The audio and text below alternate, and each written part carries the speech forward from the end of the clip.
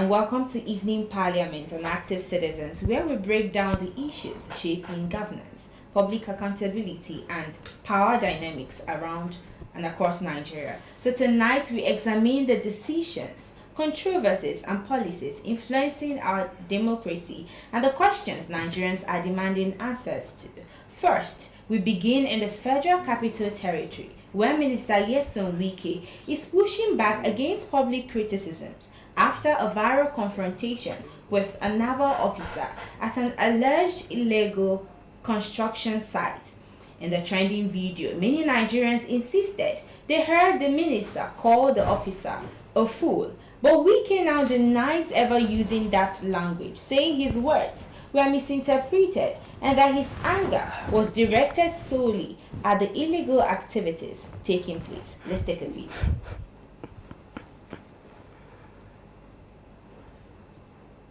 Keep quiet. Let them take food.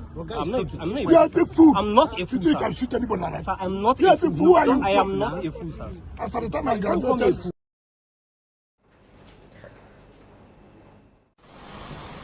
some people say I said the boy is a fool. And what I meant was this. You cannot be carrying out an illegal order. That's what I meant. I didn't say military fool. I couldn't have said that.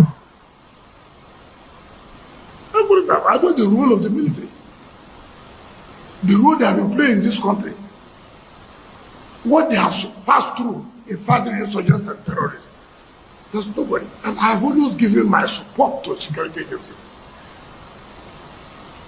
As I came as the FCT minister, go and see their security minister. Go and see what I provided for them to fight and do their work. So if I know that, why would I say that? It's not true. But you, what you are doing, you are not doing what you are taught as an officer. The mere fact you are an officer does not mean that if you do what's wrong, it's like a professor in the university who will not allow young girls to rest, or will not allow people every time bring money for this and that. Then when I see that professor, I will tell that professor, you're not supposed to be a professor at all. Even those who say you're a professor, no, you question, how do they keep quiet? Let them take food. I'm not You are the fool. I'm not a fool, You sir. can shoot anybody like that. Sir, I'm not You a are the fool. fool. Who are you? I am not a fool, sir. As at the time I Don't call me a graduated, fool. However, public reactions tells a different story as Nigerians are attacking his defense. Let's take a look at the video.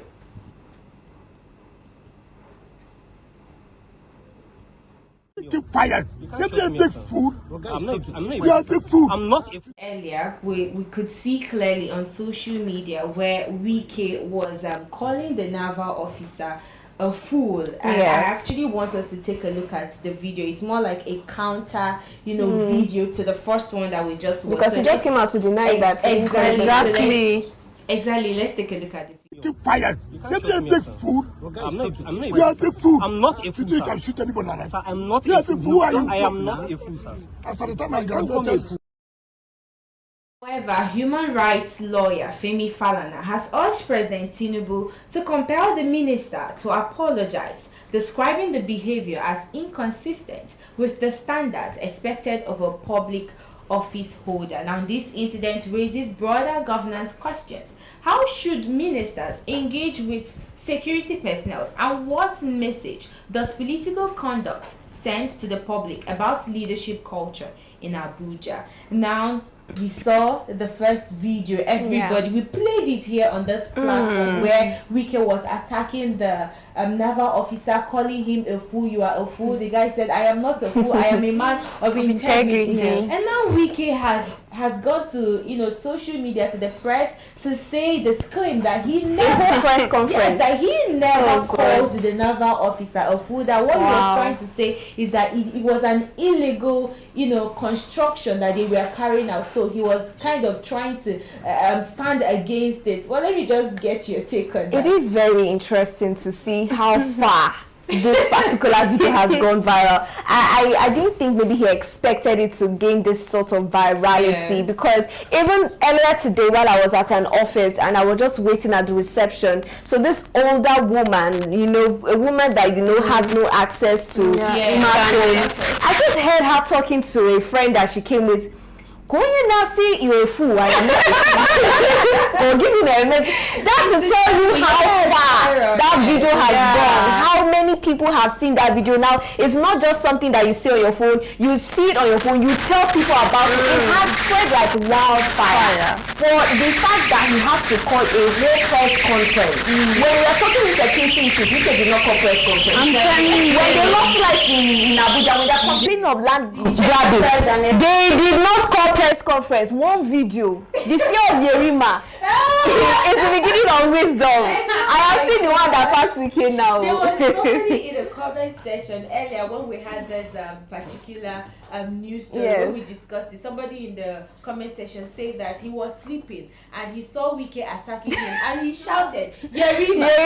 Wike disappeared. It's so funny. But I just wanted to ask you that, was Wike justified in his anger over alleged illegal development, or did he overstep boundaries of civil engagement? Justified. I even want to ask, is he the president of Nigeria? Oh. That he can just wake up one day and just set camera and do things. He's not justifying anything. That his office looked really presidential. Exactly. He's not justifying anything. What he did was wrong. He overstepped his boundary. He's a power hungry human being. So he's definitely out. He's angry that somebody could challenge him. Because nobody has ever challenged him from so far. Exactly. So that is why, you know. Even his son is coming out to say that why did the man challenge his father? I actually searched the son's internet, like his handle. I didn't see any post like that. So you know, people can. That's what we saw. That's what I saw. I know, but let's just get right to it. Now, should you think that, given the fact that Wike has the right over the protection or to protect the land in Lagos, as in Abuja, that maybe somehow the military personnel somehow misstepped his own boundaries too? It's not even two wrongs don't make it right.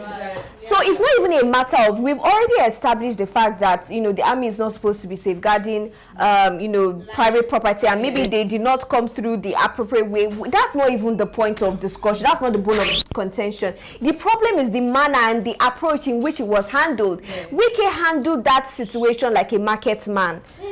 To be honest, he was raising, you know, anytime you're trying to have a conversation with somebody and they are always raising their voices, it means they are not ready to have a conversation. Conversation means two people talking. When one person is talking, it is you being condescending. Wike was just being condescending. And I think, you know, someone in the comments, not me, allegedly, said you have, you know, your actions this week has been shameful. Enough is enough. So I just think going now to call a press conference was really unnecessary.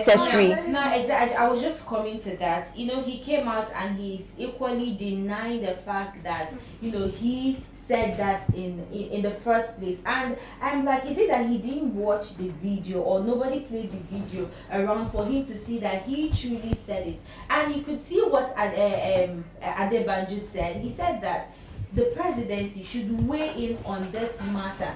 You should actually ask Wike to apologize for what he said. So I just wanted to ask, do you think instead of coming out to defend himself furthermore with something that we could clearly see that it was actually a lie and he was actually right, instead of apologizing, do you think that this defense was, you know, needed in the first place? First of all, it was never needed. What is expected of him as a principled person, as a minister that he is supposed to be apologizing to the masses for showing that display of madness, because it was a mad behavior. He was rolling like a Chihuahua. Exactly. So he owes not just the military man, he owes the masses an apology, because he's like he's like somebody that people are looking up to, not to me, but people are looking up to. Why are you not looking up to the minister of the FCC? So he's obligated to actually apologize. Calling out in media to say it just shows a lot about Nigeria's system. It shows a lot about how bad our system is, how terrible our government, and how much we let things slide. Exactly. Imagine you had an and it's an insult, right? It's not just like he insulted the military. Yes, so him coming out to call him, if we means the military in Nigeria is a fool. Now moving forward, I saw a lot of videos. I believe you saw a lot of memes of wiki, and then a lot of AI generated video where it's really interesting to watch. I just wanted to ask, what would you say about what do you think about Nigerians' creativity? It is top notch, A-level, beautiful, 10 across the board. They really amaze me with their creativity. That is one thing that I'm so proud of Nigerians when it comes to creativity, when it comes to entertainment, when it comes to having fun. They really know how to do that. So with this recent story, we just saw a lot of creativity and a lot of skit makers actually replaying and reenacting that scene just to show you. And this was, for instance, I know for a fact Nas Boy did this in less than 24 hours, that particular video went viral, and it's just how quick our content creators are. So I got my heart to you. Now there was something else that I probably saw on social media. Vendors, others fabric vendors are already selling wikis. And it's a really rich material. I like that material. It has it, I am not a full fabric. So I want to patronize them. I like it too. The quality is looking top notch. I like it. And you know, it's like, I don't know what shade of color it is, but it's giving green, it's giving wickedness. just to pepper my enemies this December. I see them. Beautiful. We just hope that Wike will take or toe the right part of apologizing, because he was never supposed to attack, or react the way he reacted as a public office holder. Now, in Lagos State, the state government has intensified its sweep of beggars from major highways and public spaces. The Lagos State Environmental Sanitation Corps carried out a mass operation in the K2 Alapere axis, removing adults, children, and even physically disabled men into waiting government vehicles. Let's take a look at the video.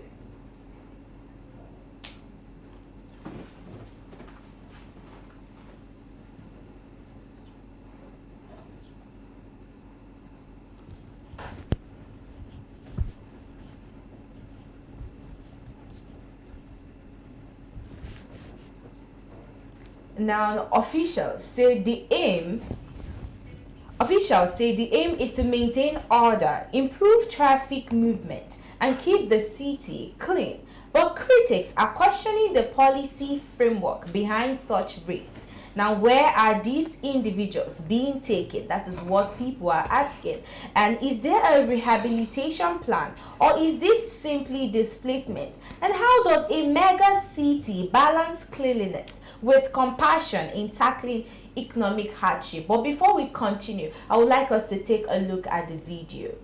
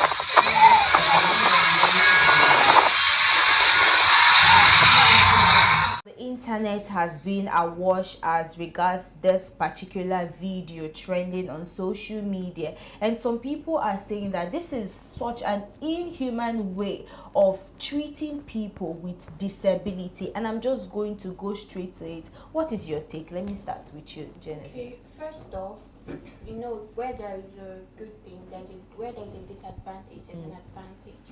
what the commissioner is trying to do is good. It's trying to, sanitize everywhere. But then again, before you do something, I think there's supposed to be proper planning. Okay. This speaks about how the government lacks empathy towards their citizens. They don't appreciate human beings. Because even if you're trying to make an order, you should make amends for people that cannot be able to work without other people. I saw the video and I felt very bad because most of them are coming out to, beg and get a daily living. So if you're going to take them out, maybe create something where, okay, this is where you can go and stay. So if people that want to do charity events can just go there and meet them. And also the manner, I have a question. Why do the security forces, the police and all that, why do they like manhandling people whenever they're trying to dish out order? Exactly. I was actually looking forward to them manhandling the naval officer, but we never saw that. But let me come to you, Sharon. Do you think that the Lagos government addressing the root cause of street begging should have been the right approach rather than, removing the visible symptoms? All right, I'm just going to answer based off of what I think, because that is a close-ended question. But I see the good in what you're trying to do. So they're trying to, when you go to Lagos, there are a lot of beggars at every stop. They are literally everywhere. They are at your bridges, your bus stops, every single way, even on the road, right? Now, I don't have a problem with them taking the beggars off the streets. I really don't have a problem with that, because even the presence of those beggars being there has also been an issue where people have been able to manipulate that and cause crimes, right? Now, some people would act as, we've seen stories where people act as beggars, pretend as beggars in order to cause havoc in a particular community or do something to somebody. We've seen these things. But, the question is that, what is the plan? What is the plan for these people? You're taking them off the streets. Beautiful. I also like the fact that, there are also kids that are beggars, right? And they would also take those kids, I believe, out of the streets as well. And that is something I'm happy about. You would see a child of 2, what am I saying, 2 toddlers, 2, they're already begging on the streets of Lagos and everywhere else in Nigeria. But my question is, where are they taking these people to? Are they providing a home? Are they providing shelters for these people? What is the plan, the long-term plan for them? So that is where I have a question for the Lagos State government. Okay, now moving forward, this whole thing, like I said earlier, the comment section has been awash. People are questioning and critiquing the Lagos government, and one of these critics, the state commissioner in Lagos, actually came and reacted to this particular video and one particular comment, saying that disability has nothing to do with lawlessness. And I'm just going to ask, do you think, because you've actually cited that in what you said earlier, but do you still think that the Lagos government is supposed to find a different approach, or plan properly towards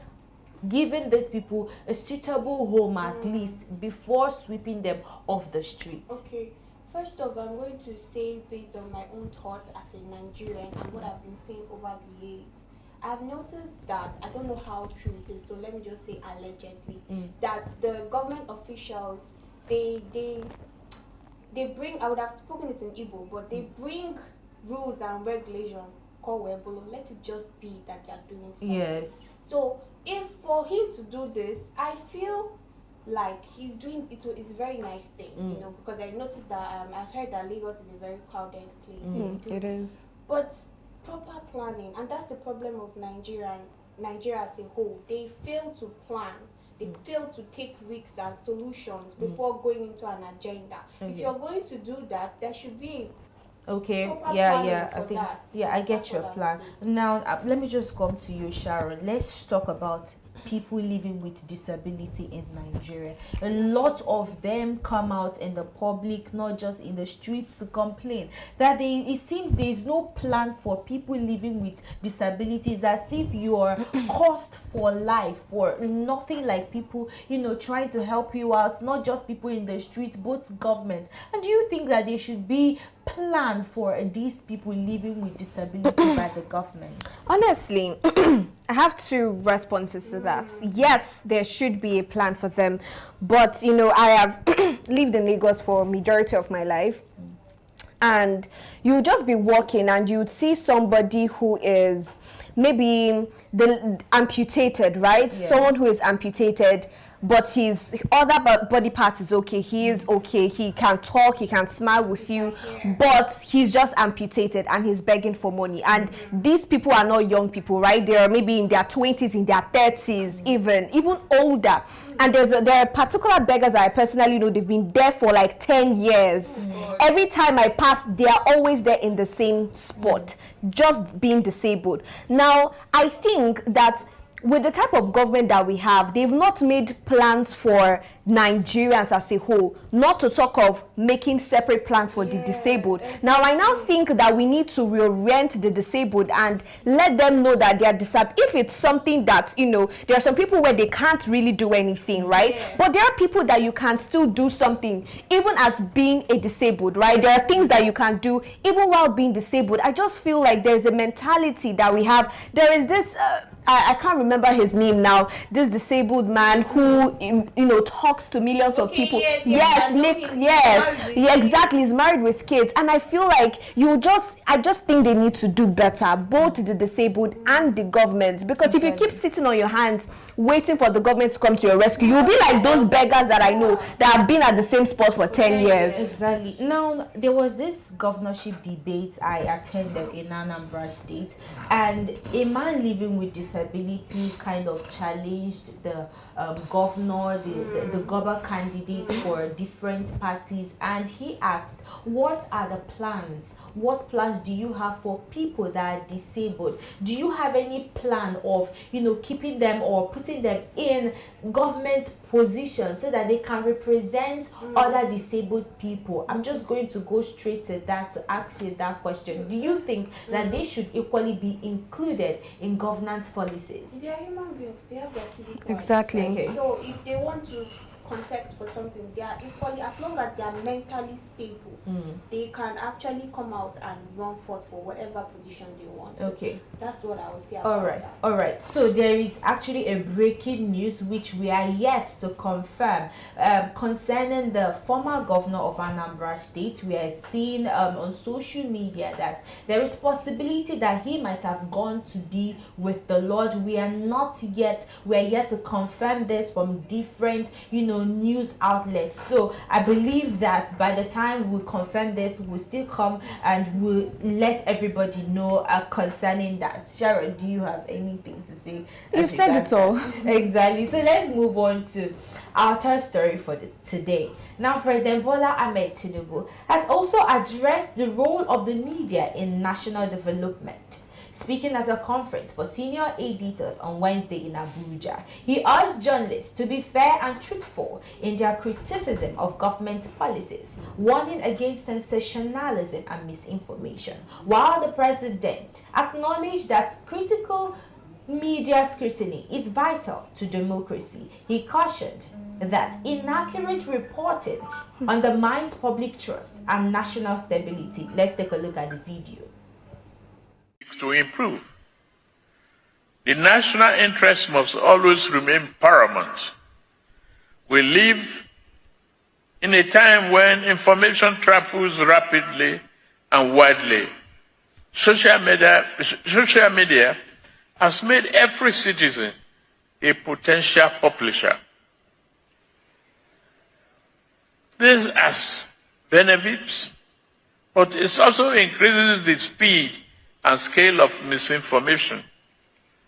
Falsehood can take root before truth has time to speak. In such an environment, the editorial function is more important than ever. Verification must be your anchor. Balance must be your principle, and professional judgment must be your guide. I urge you, therefore, to continue upholding the highest standard of journalism. Report boldly, but do so truthfully. Criticize government policy, but do so with knowledge and fairness. Your aim must never be to tear down what we are building together, but to help build a better society. Some editors argue that government should focus more on strengthening institutions and transparency rather than appealing for gentler coverage. Now, the exchange underscores the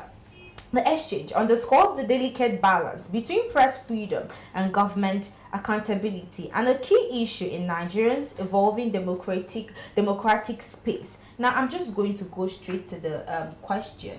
You've seen the video, Sharon, and it's looking as though, from what other editors and media personalities are saying, is as if the government or the president is kind of trying to seek for fair criticism from the fairer or subtler criticism from the government. Do you see that with this video? With the kind of backlash the government has gotten, of course I expect to hear something like that, right? You can't, like what they tried to do with Sowore, trying to get through to X to delete his account. You can't do that because you don't own those accounts and you don't run it. So the only thing that they can do is to beg Nigerians or to plead with Nigerians. Although what he's saying is not far from the truth, we do need to verify our news. We've seen some unverified news, like the situation that happened with that Enugu man who was accused of defiling his two daughters and stuff, and the situation with Edo State governor acquiring $500 million deal and all of that. So yeah, there is need for verification, but I think what makes it really interesting, what has given us the answers the most, is the fact that, like the president rightfully said, every citizen of Nigeria, anybody that has a phone, is a publisher, right? So there is no restriction on that. So I'm just going to still ask the same thing. I mean, he already mentioned that everybody who owns a phone, a mobile phone, is now a publisher. And I just want to ask, do you think the same thing I asked with Sharon? Do you think that they are trying to kind of reduce negative reportage? Well, it's obviously true. I mean, with all the whole bad boys that have been gotten, But what I would first of all state is, if the president could come out to state this, to beg, why hasn't he come out to give out important news that he's supposed to, important address the public? Like, especially with the US statement, he has not addressed the public. For him to have that time, he's supposed to have time to do the necessary things. But then again, we, the media people that have phones and on the internet, we need to verify. I feel like people want to get popular in media. Yeah, content creators. But yes, they should exactly. actually take it easy. Let's put it there. Now, there was another thing the editors mentioned. They said the government should actually focus on the institution, improving people's lives, instead of focusing on what is being reported about them. And there was this news I watched on Arise News where Ayo was actually saying that is it not what the government gives you that you report? And I'm just going to ask you directly, because I mean, everybody, yes, is a publisher on social media, but there are still news outlets like Sahara, what's it called, Legit, and all this Legit, this thing, they don't carry, I fear if they carry, some of them carry fake news, but I mean, these people that still have integrity don't carry fake news. So I just want to ask, do you think that it's actually what the government, gives the media that they report? So maybe instead of trying to look for a softer way to report negative news, the media could actually more like frame it in such a way that it will give little light or positivity. So I just think that, I like how the editors addressed the speech of the president. So the presidency is just basically saying, be careful what you report, right? Yeah. Don't report negative things until you are sure. The editors are saying, well, do what is right, focus on making Nigeria better, and leave what is in the news to stay in the news. So I like the buzzwords there. They still did that in the event, but it is important to note that to be honest, there is no way the government can survive if their images is trashed. That's why they put all of those efforts. Although the right thing to do would have been to actually really focus on institutions and making Nigeria the economy, making sure we are secure, fighting insecurity, so that we can report the things that we see. To be honest, we do report the things that we see, and what we see is what we give out. So even if, except there may be the undertone to this is that they're saying that you should cover up. So those are two different things. He's saying that you should be bold and report facts. Now, if the fact is this negativity that I'm seeing, I am going to report it. So if they're asking us to cover it up, maybe they should come and address that and hold a press conference for that. Exactly. So the last question to you, Genevieve and Sharon, do you think that the government actually welcome criticism? Okay, I would like to answer first. The answer is a simple no. They don't. Okay. They don't, because if they do, Mr. President will not come out to give a press conference telling us to please tone it down with the way we are coming at them. If they do, there will be results, there will be changes. The insecurity we have been talking about, we will hear good news, we will hear upgrades from each state in Nigeria, but no, they don't take it well. They feel like we are attacking them, we are trespassing. That's what they feel like. Okay, do you feel so too? You are asking a question that you know the answer to. So the government, yes, you do need to ask. The government that will come out and respond to any news that they see as unfounded, they would say it's unfounded, oh, this is not based on fact, it is updated, it's outdated data, right? Those are the words that we hear every single time. So I think, right, that obviously I agree with Genevieve, the government is not appreciated. They are not the happiest when they see criticism, because if it is just a situation of Nigeria, right, what happened to the US? When the US came out to say there was genocide, what happened? They immediately started talking about tarnishing or severing ties with the United States and defending. Have you ever seen a time where the government was called out on something and they came out to the public and said, oh yes, I know we didn't do well, we apologize, but we're going to do better? So are you trying to tell me that we have a perfect government?